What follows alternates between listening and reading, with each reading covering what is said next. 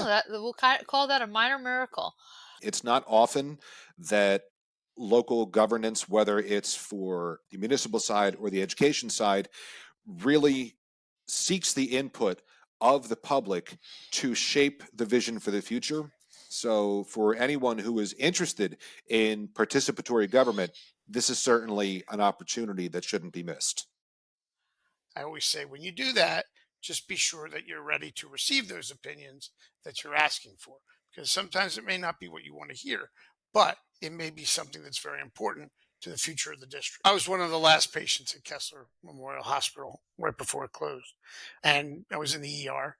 And I was told that the hospital was shutting down and that I was among the final patients, if not the final patient, which was ironic because our newspaper at the time had been very vocal in, I think, your town is a better town with a hospital in it. And I think that's the greatness of Hammonton in general, that whole everybody knows your name, to reference the old TV show Cheers. If I'm not mistaken, and my memory is going back to seventh grade when I had Miss Evelyn Penza as one of my Oh, teachers, Ev.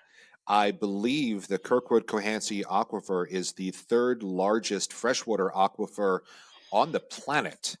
There's only so much land, only so much water, and we really can't be thinking just of ourselves. We have to be thinking about generations down the line and what we're leaving them. Yeah, yeah. And I always say I try to leave the world a little bit around me a little bit better than I found it.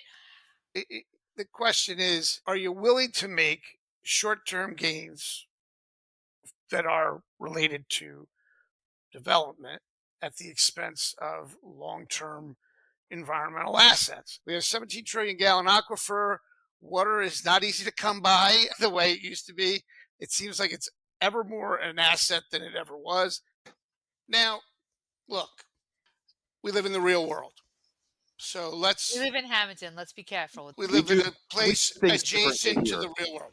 But the point is that let's tread very lightly here, town council, because there's going to be a market for people who want the government to buy their land and buildings. For mountain people, we really do live in the flattest place ever. That's the irony. Yeah. If you were alive and if you were conscious, you knew We Are the World. Let's be honest, back in the 80s, we had 4 channels.